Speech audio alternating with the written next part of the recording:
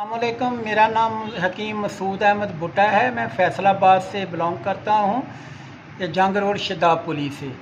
तो मैं आपको एक नुस्खा पेश कर रहा हूँ क्योंकि ये बहुत असरार कर रहे हैं रज़वान शाह साहब, और ये मेरे बड़े मोहसन हैं और मुझे भी बहुत कुछ इन्होंने अता किया और मैं उनको इस्तेमाल कर रहा हूँ और बहुत फ़ायदे उनसे हासिल होते हैं।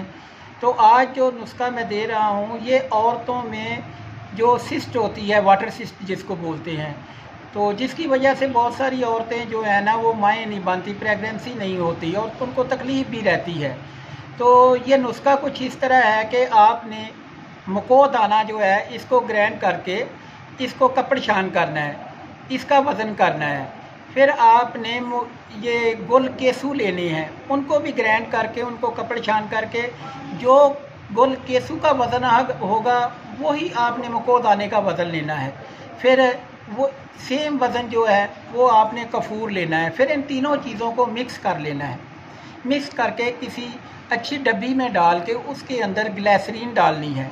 ग्लिसरीन इतनी डालनी है ना तो वो बहुत ज़्यादा पतली हो ना वो बहुत ज़्यादा गाढ़ी हो, जो बत्ती उसमें डिप की जाए तो वो उसमें के अंदर चली जाए।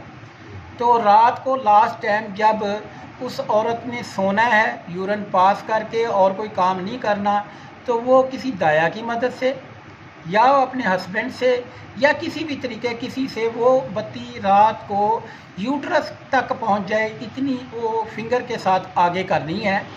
तो सो जाना है। तो अगर कोई अच्छा लिबास पहना हुआ है तो उसने कोई हल्का जो उसके पास लिबास है आम काम में लाने वाला वो इस्तेमाल कर लेना है, क्योंकि अंदर से वो जितना गंदा मवाद है वो बाहर निकलेगा। यो पहले दिन ही ये सिस्ट ख़त्म हो जाती हैं, लेकिन मैं मरीज़ों को 7 दिन इस्तेमाल करवाता हूँ, रात को डेली एक बत्ती सोने से पहले।